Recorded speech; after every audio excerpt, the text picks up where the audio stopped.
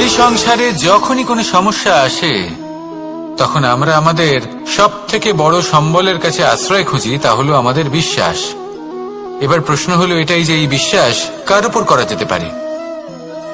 পরিবারের উপর, বন্ধুর উপর, নাকি তাদের উপর বিশ্বাস করা উচিত যাদেরকে আমরা কখনো সঙ্গ দিয়েছি? দেখুন, এই সংসারে বিপদের সম্মুখীন হলে কে আপনাকে সাহায্য করবে সেটা নির্বাচন করা আপনার হাতে নেই। সেটা সেই সকল ব্যক্তির উপর নির্ভরশীল যে তারা আপনাকে সাহায্য করবে নাকি করবে না। অর্থাৎ যখনই কোনো বিপদ আসে সর্বপ্রথম তার সম্মুখীন আমাদের নিজেকেই হতে হয়, আর তার জন্য প্রস্তুত থাকা প্রয়োজনীয়। সেই শক্তি, সেই সাহস অর্জন করা প্রয়োজনীয়। দেখুন, যখনই অন্ধকার আসে তখন সবার আগে কে আপনাকে ত্যাগ করে চলে যায়? আপনার নিজেরই ছায়া। এই অন্ধকারের সম্মুখীন হতে হয় অন্তরের প্রদীপের দ্বারা, অন্তরের আত্মা দ্বারা। তবেই আপনি অন্ধকারের ওপর জয়লাভ করতে পারবেন। সেই জন্য যে বিপদই আসুক না কেন নিজেকে তার জন্য প্রস্তুত রাখা উচিত। সেই সাহস নিয়ে আসুন। এমন কোনো বিপদ নেই যা আপনাকে ভেঙে দিতে পারে। আসুন আমার সাথে ভালোবেসে বলুন, রাধা রাধা। মানুষ সবসময় চায় যে তার জীবনে যেন কখনো কোনো সমস্যাই না আসে। সে চায় তার জীবন যেন শুধুমাত্র শান্তি এবং সুখের দ্বারা পূর্ণ থাকে। কিন্তু এই চাহিদা অনুচিত কিছু নয়। আমরা সবাই এটাই চাই যে জীবনে সুখ থাক, শান্তি থাক। কিন্তু এই কথা সবসময় মনে রাখবেন, যে সূর্য উদিত হন সংসারকে প্রকাশমান করেন, দুপুরবেলায় সংসারকে রৌদ্র প্রদান করেন, সন্ধেবেলায় তাকেও অস্ত যেতে হয়। এবার আমাদের জীবন চক্র কিছুটা এরকমই। কোনো কিছুই চিরকাল একরকম থাকে না। কখনো এই নদীকে দেখুন যা বয়ে চলেছে। এই নদী যা বয়ে চলেছে তার পথেও অনেক বিপদ আসে। বড় বড় পাথরের সম্মুখীন হয়ে তাকেও সামনে এগিয়ে যেতে হয়। একটি পুকুর যা চারদিক থেকে ঘেরা, তার জীবনে কিন্তু কোনো সমস্যা নেই। কিন্তু এই সংসারে পুকুরের পুজো করা হয় না, পুজো করা হয় নদীকে। মনে রাখবেন, সমস্যার ঊর্ধ্বে তিনি উঠতে পারেন যিনি সমাধি লাভ করেছেন, যিনি এই সংসারেই নেই। যিনি এই সংসারে আছেন এবং জীবিত আছেন, তার জীবনের সমস্যা হলো শ্বাসবায়ুর মতোই গুরুত্বপূর্ণ। আসুন আমার সাথে ভালোবেসে বলুন, রাধা রাধা। জীবনে ক্ষমা চাওয়া তাও কিছুটা সহজ, ক্ষমা করতে পারা অত্যন্ত কঠিন। ক্ষমা দুই অক্ষরের এই শব্দ হতে পারে, কিন্তু অত্যন্ত বড় এই শব্দ, অত্যন্ত গুরুত্বপূর্ণ এই শব্দ। কখনো কখনো অন্য কাউকে ক্ষমা করে দেওয়া তাও কিছুটা সহজ কাজ, কিন্তু নিজেকে ক্ষমা করতে পারা অত্যন্ত কঠিন হয়ে দাঁড়ায়। অতীতে যদি আমাদের এমন কোনো ভুল হয় যে কারণে আমরা নিজেকে ক্ষমা করতে পারি না, অনেক সময় এমন কিছু ভুল করে বসি যে বিষয় শুধু আমরাই জানি, কিন্তু আমরা নিজেকে ক্ষমাই করতে পারি না। আর আমাদের বিকাশ সেখানে স্তব্ধ হয়ে যায়। কারণ যদি আপনি ক্ষমা করতে না শেখেন, নিজেকে ক্ষমা যদি না করতে পারেন, তাহলে তা আপনার জীবনের সব থেকে বড় বাধা হয়ে দাঁড়াবে। সেই জন্য জীবনে অবশ্যই শিখুন যে কিভাবে নিজেকে ক্ষমা করতে হয়, আর শিখুন যে আগের করা ভুল আবার কি করে না করা যেতে পারে। এই মন হালকা হবে আর প্রসন্ন হয়ে বলবে, রাধা রাধা। লোভ আপনার অন্তরের আরো একটা শত্রু। দেখতে গেলে এটা একটা শব্দ, একটা সংস্কৃত শব্দ, লব ধাতু থেকে উৎপন্ন হয়েছে। এর অর্থ কিছু লাভ করা। কিছু লাভ করা অনুচিত নয়, আরো কিছু লাভ করাও অনুচিত নয়, কিন্তু সব থেকে বেশি আমিই লাভ করব, আমি আরো চাই, আরো বেশি চাই, আরো বেশি পেতে চাই, এটাই হলো লোভ। আর এই লোভ যখন গ্রাস করে তখন আপনি যা পেতে চান, সে ধনই হোক বা মানই হোক, তা অর্জন করার জন্য মানুষ যে কোনো স্তরে পৌঁছে যেতে পারে। যদি মানুষ ধন অর্জন করতে চান তাহলে তার জন্য তারা অধর্মের পথেও চলতে পারেন। যদি সম্মান অর্জন করতে চান তাহলে অন্য মানুষকে ছোটও করতে পারেন। শেষ পর্যন্ত আপনার এটা মনে হতে পারে যে যদি একটু অল্পই প্রাপ্ত করতাম, কিন্তু ভালোবেসে প্রাপ্ত করতাম, এই জীবন আরো অনেক বেশি সুখী হতো। লোভ আপনার জীবনে, আপনার মনে কখন যে প্রবেশ করবে সেটা আপনি জানতেও পারবেন না। তাই এটা চিনতে শিখুন আর তৎক্ষণাৎ জীবন থেকে বাইরে ফেলে দিন। যা কিছু লাভ করতে চান তা ভালোবেসে লাভ করুন, আর সেই ভালোবাসার সাথেই বলুন রাধা রাধা। ধন, সম্পদ, ঐশ্বর্য, মানুষ হয় নিজের সৌভাগ্যের দ্বারা এগুলো লাভ করে থাকেন বা কর্মের দ্বারা। সৌভাগ্য আসলে কি? গ্রহের দশা, যা প্রত্যেক মুহূর্তে বদলাতে থাকে। কর্মের মাধ্যমে যখন আপনি ধন অর্জন করেন, তখন সেই ধন আপনার আগামী প্রজন্ম লাভ করে। সেটা হয় সে ভোগ করে বা তার জন্য তার ভোগান্তি হয়। আর এটা নির্ভর করছে আপনার কর্মের ওপরে। কি কর্ম করেছেন আপনি সেই ধনকে লাভ করার জন্য? যদি আপনি সৎ পথে চলেন, নিষ্ঠা ভরে আপনি কর্ম করে থাকেন এবং তার ফলে আপনি ধন অর্জন করে থাকেন, তাহলে আপনার আগামী প্রজন্ম সেটা ভোগ করবে, সেটা প্রয়োগ করবে নিজের বিকাশের জন্য। কিন্তু যদি আপনি কুকর্ম করে থাকেন, কোন রকম ছলনা করে থাকেন এই ধন লাভ করার জন্য, তাহলে 100% আপনার আগামী প্রজন্মকে এর জন্য ভুগতেই হবে। তাহলে আপনি কি চাইবেন? যে আপনার আগামী প্রজন্ম সুখ ভোগ করবে, নাকি আপনার কুকর্মের পরিণাম ভোগ করবে? নির্বাচন আপনারই। আসুন আমার সাথে ভালোবেসে বলুন রাধা রাধা। আজ আমি আপনাকে একটা ছোট্ট কাহিনী শোনাবো। একবার আমি, রাধা আর দাদা, আমরা তিনজনে মিলে লুকিয়ে একটা উপবনে গেলাম আম পেড়ে খেতে। অনেক পরিশ্রম করে আমরা ওখানে পৌঁছলাম আর আমরা আশ্চর্যচকিত হয়ে গেলাম এটা দেখে যে এবার তো আম পাকেইনি।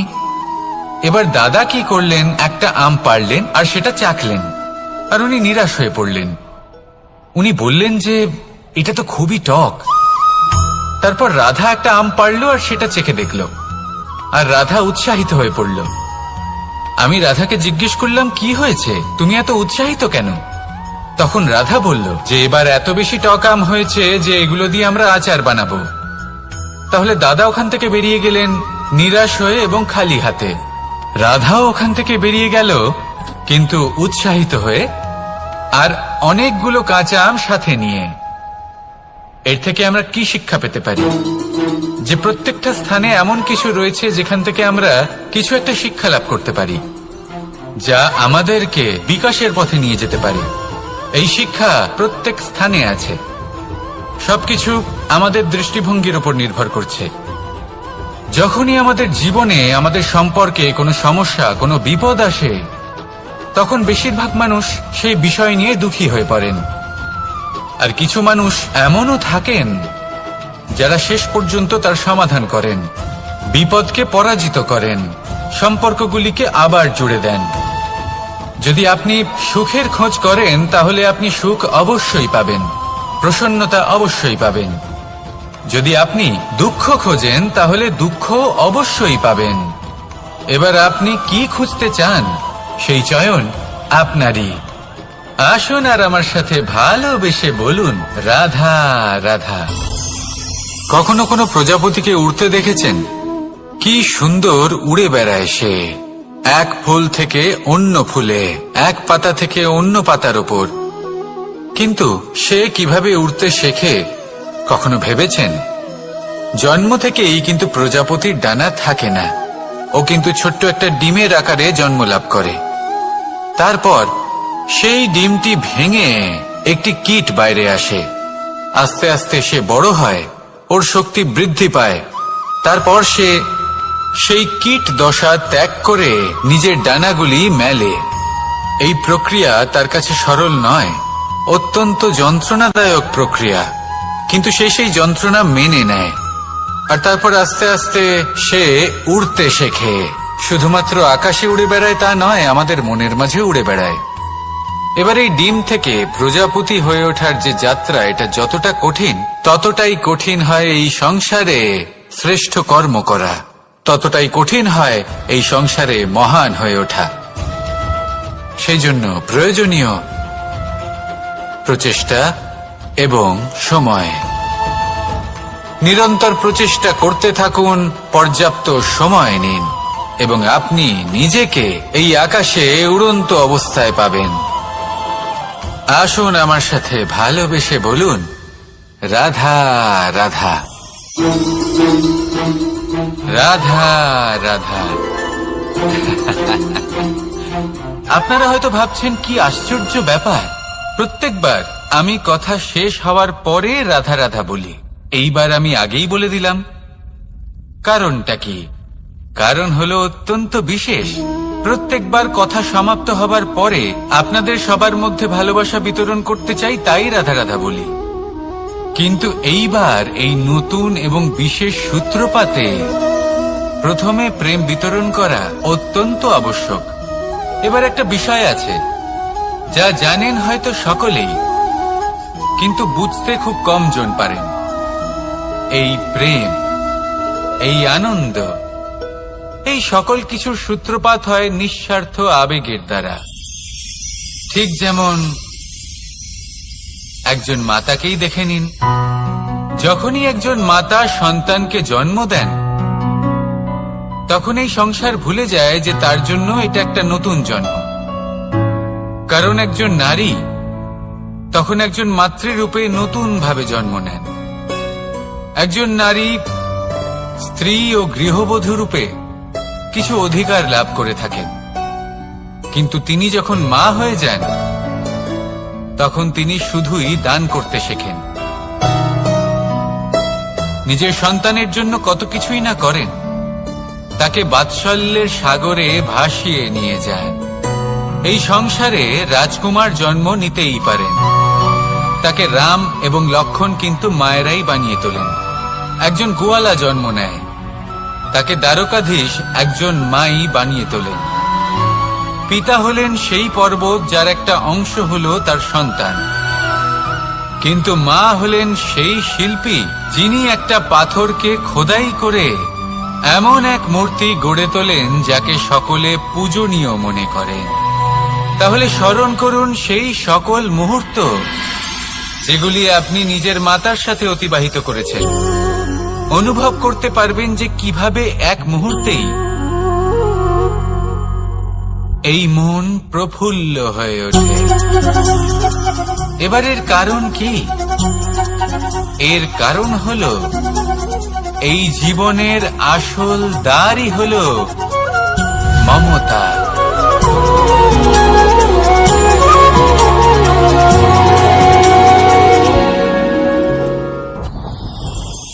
যত শক্তিশালী এই মন, তত শক্তিশালী এই শরীরও। এই যে আমাদের শরীর, এটা আসলে কি? এ হলো একটা রথের মতো। আর একটা রথ ততক্ষণ চলতে পারবে না যতক্ষণ না তাকে কোনো সারথি চালাবে। এই মন হলো শরীরের সারথি। এবার ভাবুন, যদি এই সারথি শক্তিহীন হয়, দুর্বল হয়, তাহলে এই রথের কি হবে? এটা উচিত পথে চলতে পারবে না, উচিত গতিতে চলতে পারবে না, মন মতো স্থানে এটা পৌঁছতেও পারবে না। সেই জন্য মনের শক্তি অত্যন্ত প্রয়োজনীয়। এবার মনের শক্তি আমরা কোথা থেকে লাভ করি? দৃঢ়তার শক্তি থেকে। এবার এই শক্তি আমরা কিভাবে বাড়াতে পারি? আমরা প্রতিদিন কিছু নতুন স্থির করি, কিছু ছোট কিছু বড়। আর যেই আমরা নতুন কিছু পূর্ণ করি, আমাদের মনের শক্তি বেড়ে যায়। আর যদি পূর্ণ না করতে পারি, মনের শক্তি কমে যায়। একটা দেওয়ালের মতো ছোট ছোট ছোট ছোট শিলা আমরা একটার পর একটা স্থাপন করে একটা দেওয়াল তৈরি করি। এতগুলো পাথর যখন একত্রিত হয়ে যায়, তখন এমন এক দেওয়াল তৈরি হয় যাকে ভাঙা প্রায় অসম্ভব হয়ে দাঁড়ায়। সেরকমই হয় মন এবং দৃঢ়তা। ছোট ছোট কাজ করে নিজের লক্ষ্য পূর্ণ করুন। এই লক্ষ্য যদি পূর্ণ হয়, তবে মনের শক্তি বাড়বে। কিছুটা এইভাবে যে যত বড়ই বিপদ আসুক না কেন, সেই বিপদ নিজে হার মেনে নেবে, কিন্তু আপনার মন ততটাই শক্তিশালী থাকবে। তাই মনের শক্তি বাড়াতে থাকুন, যাতে আপনি উচিত পথে চলতে পারেন, উচিত গতিতে চলেন আর মনোবাঞ্ছিত স্থানে পৌঁছতে পারেন। তবেই এই মন প্রসন্ন হয়ে বলবে, রাধা রাধা। আমি রাধাকে ভালোবাসি, আর এই কথাটা সমগ্র সংসার জানে। আর সময় অন্তরে লীলার দ্বারা, বিভিন্ন ঘটনা দ্বারা, কর্মের দ্বারা আমি নিজের এই ভালোবাসা রাধার সামনে প্রকাশ করি। এবার আপনি বলবেন, এসবের কি প্রয়োজন? রাধা কি এই কথা জানে না যে কৃষ্ণ তাকে কতটা ভালোবাসে? অবশ্যই জানে, কিন্তু এই যে ভালোবাসা, তা মনে রেখে দেওয়ার জন্য নয়, তা প্রকাশ করার জন্য। আর বারংবার এই ভালোবাসাকে প্রকাশ করা উচিত, উচিত সময় এবং উচিত সুযোগ দেখে। কিরকম? এবার যদি আপনি প্রেমীর সাথে কোনো উৎসবে থাকেন, তাহলে তার সাথে নৃত্য সঙ্গীত করুন। যদি ভিড়ের মাঝে থাকেন, তখন প্রেমীকে সম্মান করুন, একান্তে প্রসাধন করুন। দুঃখের সময় তার হাত ধরে থাকুন, সুখের সময় আলিঙ্গন করে রাখুন। এই প্রেম যত প্রকাশ করবেন, ততই এই প্রেমের বৃদ্ধি হবে। এই প্রেম আরো বেশি গভীর হবে, অটুট হবে। তাই এই প্রেমকে মনে নয়, আপনার জীবনে স্থান দিন। মন খুলে প্রকাশ করুন, আর আমার সাথে ভালোবেসে বলুন, রাধা রাধা। মুঠো হাতের শক্তি বেশি, মুঠো খুললেই তা দুর্বল। তা এমন কি থাকা উচিত এই বন্ধ মুঠোয়, যা লাখের সমান? মানসিকতা এবং স্বপ্ন। মানুষ জন্মগ্রহণ করে, তার মানসিকতা সময়ের সাথে উন্নত হয়। মানসিকতা অনুযায়ী সে স্বপ্ন দেখে, আর সেই স্বপ্ন সার্থক করতে সে পরিশ্রম করতে থাকে। কিন্তু খুব গুরুত্বপূর্ণ একটা কথা আছে যা আপনার মনে রাখা উচিত। আপনার এই মানসিকতা, আপনার এই স্বপ্ন, তা যেন আপনার নিয়ন্ত্রণে থাকে।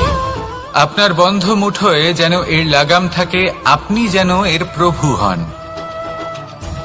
যদি তা হয়, তবেই আপনি লাভবান হবেন।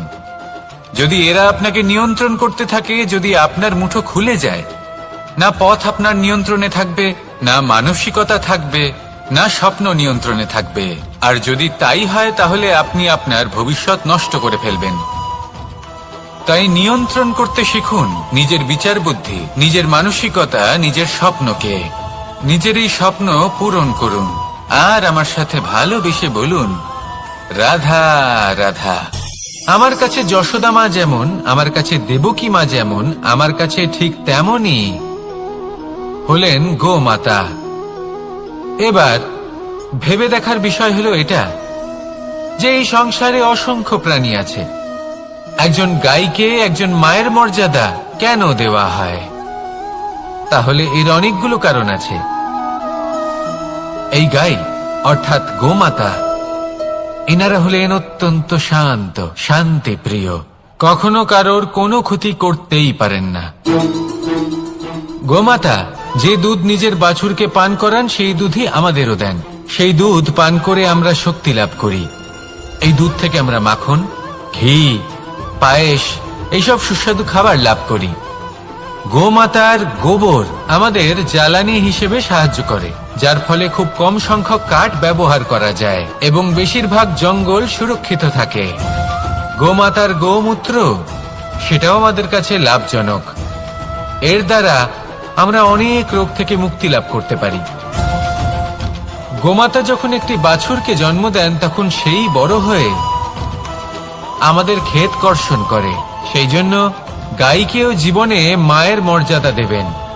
যতটা সম্ভব তাকে সেবা করুন এবং ভালোবেসে তাকে পালন করুন। এই মন নিজে থেকেই প্রসন্ন হয়ে বলবে, রাধা রাধা। চলতে থাকা, থেমে যাওয়া, বিশ্রাম নেওয়া, তারপর দম নিয়ে পুনরায় দাঁড়িয়ে পড়া, আর তারপর আবার সেই পথ চলা। এটা জীবনের অভিন্ন এক অঙ্গ, এটার থেকে আপনি পালাতে পারবেন না। কিন্তু এই অঙ্গকে আপনি নিজের জীবনে কিভাবে প্রয়োগ করবেন, কিভাবে তাকে কাজে লাগাবেন, সেই সিদ্ধান্ত আপনাকে নিতে হবে।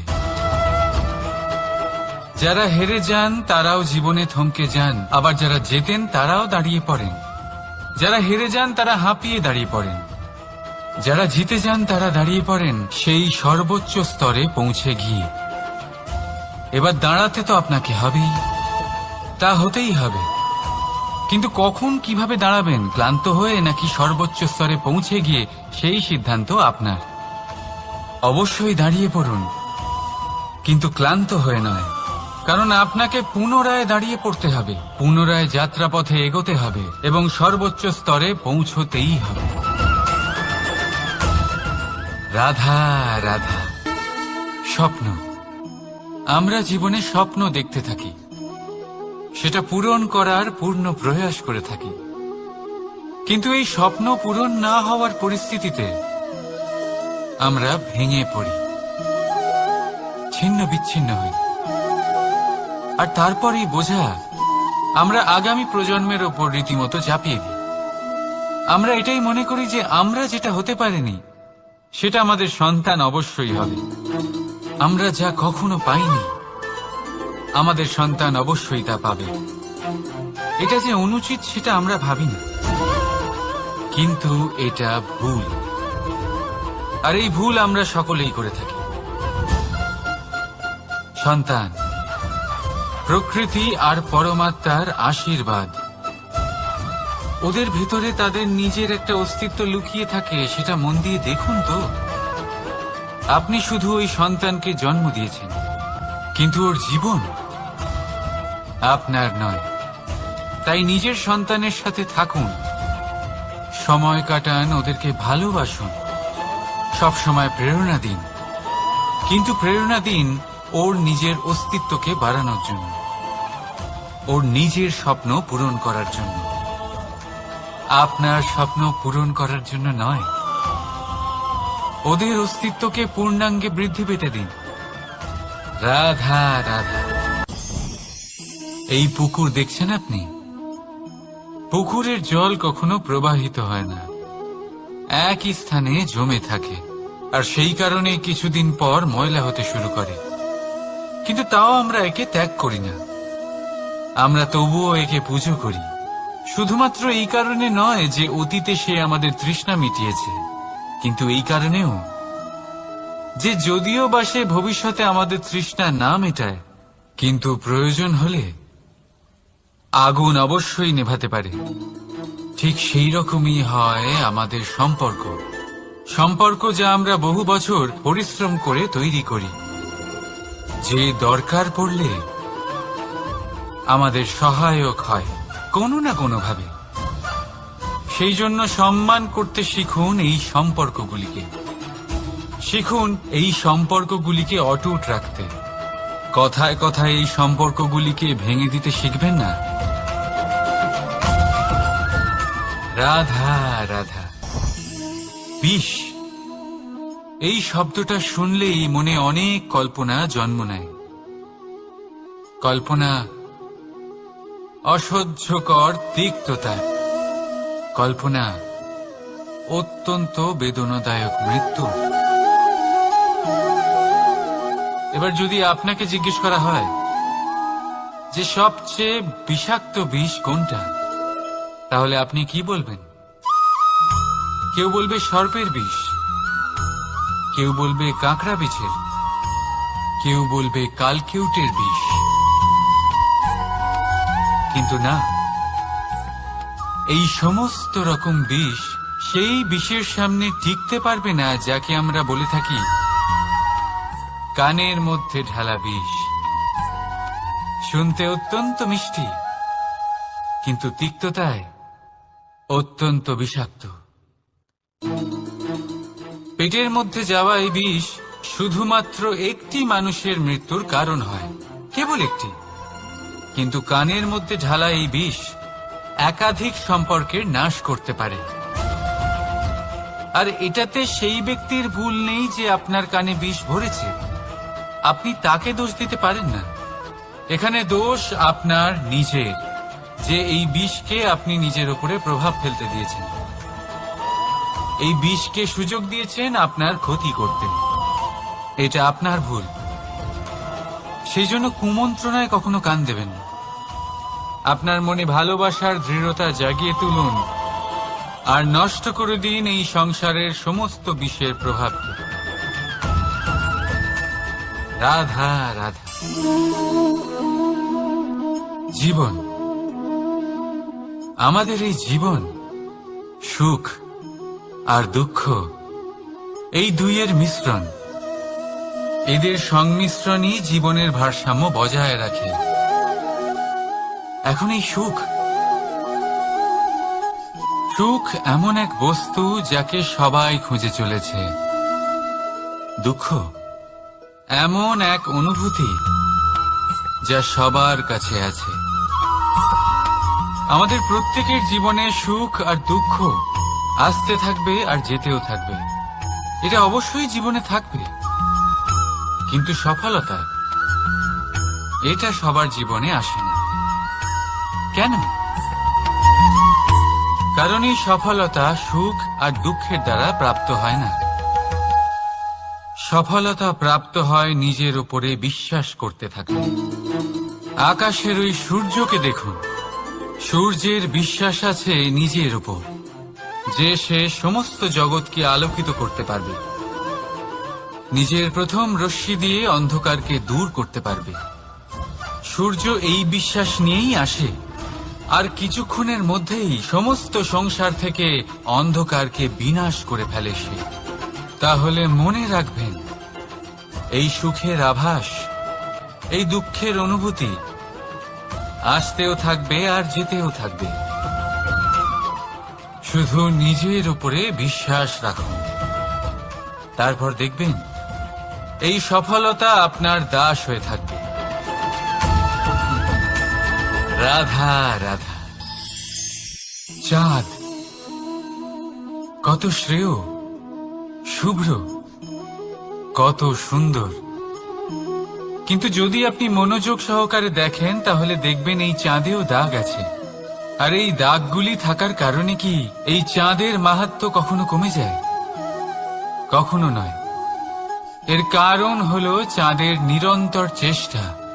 একবার এই আকাশে দেখুন, এই অন্ধকার সবসময় চেষ্টা করে চাঁদকে ঢেকে দেওয়া, কিন্তু এই চাঁদ সবসময় এই অন্ধকারের সাথে লড়াই করতে থাকে। অমাবস্যা থেকে শুরু করে চাঁদের এই যাত্রা পূর্ণিমা অবধি পৌঁছেই যায়। আর তাই এই চাঁদের পুজো করা হয়। এই কারণে এই চাঁদকে মাহাত্ম্য দেওয়া হয়। এইভাবেই যদি আপনার মধ্যে কোনো দোষ থাকে, কোনো খারাপ কিছু থাকে, তাহলে সেটা কোনো বড় ব্যাপার নয়। চেষ্টা করুন সেটাকে শুধরে নেওয়ার। কিন্তু সেই কারণে নিজেকে খারাপ মনে করা, এটা অনুচিত। নিজের ভুলগুলো, নিজের দোষগুলো, নিজের খারাপ দিকের কথা ভুলে আপনি এই সংসারের ভালোর দিকে প্রস্থান করেই দেখুন না। আপনি দেখবেন আপনার অন্তরের তেজ ঠিকরে বেরোচ্ছে। রাধা রাধা। এই পিঁপড়েদের দেখছেন আপনি? সবাই একই রকমের। এদের মধ্যে তফাৎ খুঁজে বার করা অসম্ভব। মনে হয় যেন ওদের আলাদা আলাদা অস্তিত্বই নেই। কিন্তু যদি আপনি মন দিয়ে দেখেন তাহলে দেখবেন প্রতিটা পিঁপড়ের আলাদা কাজ নির্ধারিত। তাদের আলাদা অস্তিত্ব আছে। কেউ বাড়ি বানানোর জন্য মাটি সংগ্রহ করতে পটু, কেউ ঢিপি বানাতে পটু, কেউ খাবার খোঁজায় পটু, আবার কেউ সেই খাবার আনায় পটু। ঠিক সেরকমই হয় মানুষেরা। মনে হতেই পারে সবাই একই রকম, কিন্তু প্রতিটা মানুষের ব্যক্তিত্ব, প্রতিটা মানুষের অস্তিত্ব ভিন্ন হয়। আর সত্যি কথা বলতে কি, প্রতিটা মানুষের ভিন্নতাই আমাদের প্রগতির দিকে নিয়ে যায়। ভাবুন, যদি আপনাকে কারোর সাথে হাত মিলিয়ে চলতে হয়, তাহলে আপনাকে আপনার সোজা হাত তার উল্টো হাতে ধরে এগোতে হবে।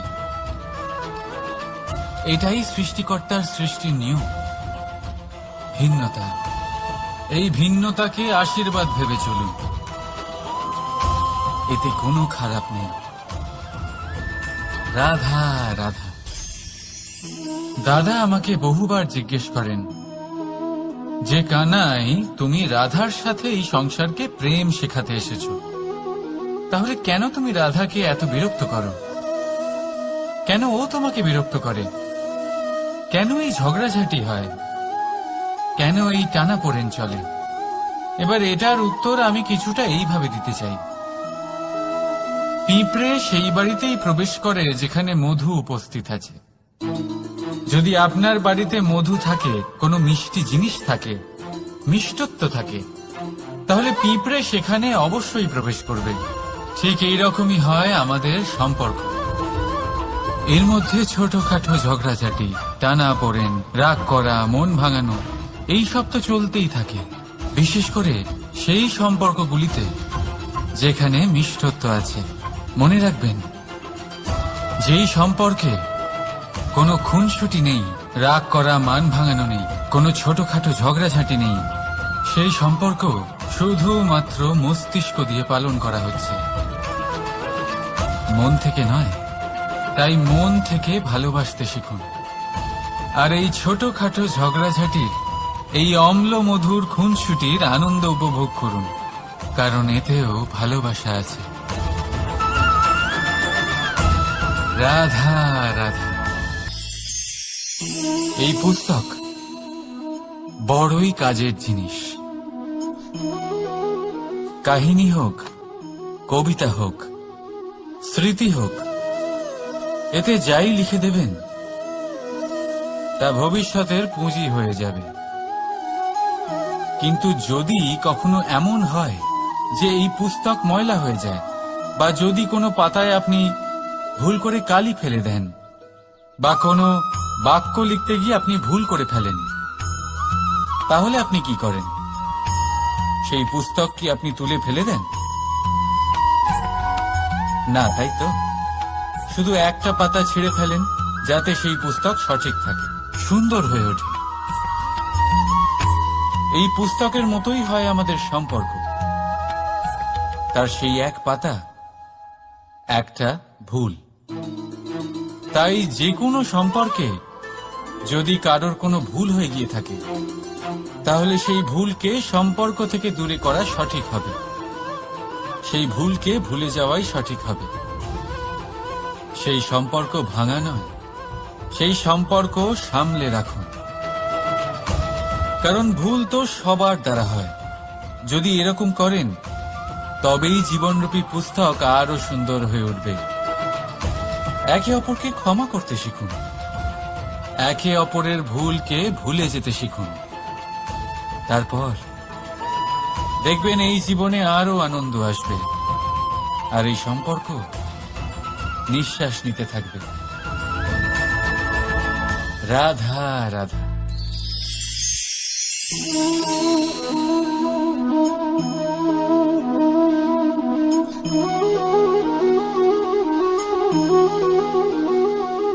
আমার এই ছায়া দেখতে পাচ্ছেন আপনি? প্রকাশের স্রোত যখন মধুর আর দূরে থাকে, তখন এই ছায়া লম্বা হয়ে যায়। কিন্তু যেই প্রকাশের স্রোত মাথার উপরে চলে আসে, এই ছায়ার আকার ক্রমশ ছোট হতে থাকে, আর অন্ধকারে তো এই ছায়া বিলুপ্ত হয়ে যায়। কিছুটা এরকমই হয় আমাদের অহংকার। সুখের আগমন হলে, বৈভবের উপলব্ধিতে এটা বাড়তে থাকে। কিন্তু যেই সংকটের তাপ বেড়ে ওঠে, অহংকার ছোট হতে থাকে। আর যখন সংকটের এই অন্ধকার আমাদের চারিদিক থেকে ঘিরে ধরে, তখন এই অহংকার আমাদের ছায়ার মতোই বিলুপ্ত হয়ে যায়। আর কেউ নয়, এই আত্মসম্মান নয়, এ হলো অহংকার। আর অহংকার আর কিছুই নয়, শুধু পতনের দিকে প্রথম পদক্ষেপ। আর এই জীবনে পতনের দিকে নয়, প্রেমের দিকে এগিয়ে যান। আর আমার সাথে ভালোবেসে বলুন, রাধা রাধা। আপনি কি কখনো ফলে ফুলে পরিপূর্ণ বৃক্ষ দেখেছেন? তার ডালগুলো কিরকম স্বাধীনভাবে বেড়ে ওঠে।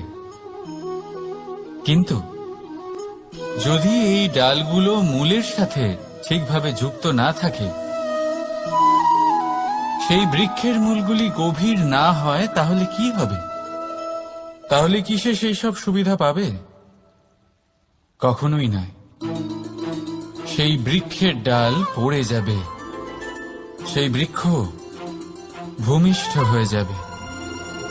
ঠিক সেইভাবেই চিন্তা ভাবনার স্বাধীনতার আনন্দ আপনি তখনই আস্বাদন করবেন যখন আপনার শিক্ষা গভীর হবে। তাই স্বাধীন থাকুন দৃষ্টিভঙ্গিতে, কিন্তু যুক্ত থাকুন শিক্ষার সাথে। রাধা রাধা।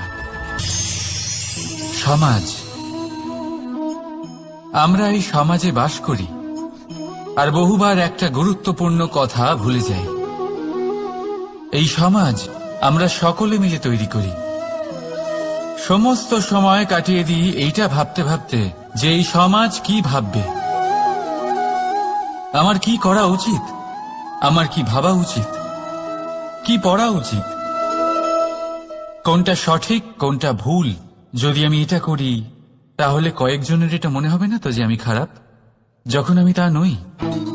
মনে ভয় উৎপন্ন হয় সেই কয়েকজন মানুষের জন্য।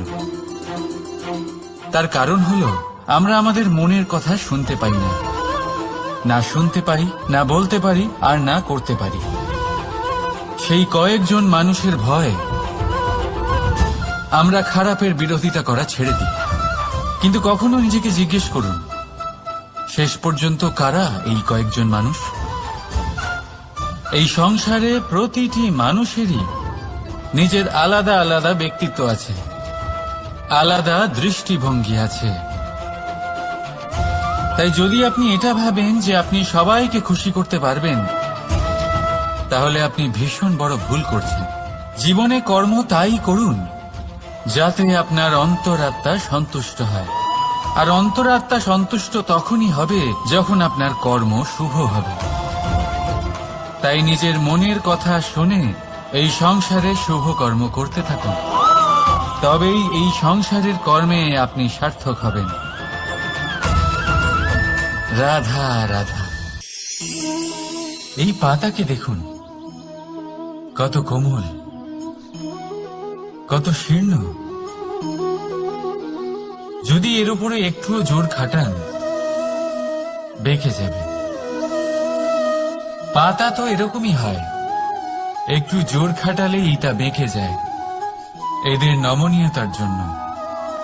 কিন্তু ওদের এই নমনীয়তার জন্য ঝড়ে বিপর্যয়ে ওরা ভেঙে পড়ার থেকে বেঁচে যায়। যদি এদের বদলে কোনো দৃঢ় বৃক্ষ হয়, তখন হাওয়ার তীব্র গতি সে সহ্য করতে পারে না, তার সম্মুখীন হতে পারে না, ভেঙে পড়ে যায় সে।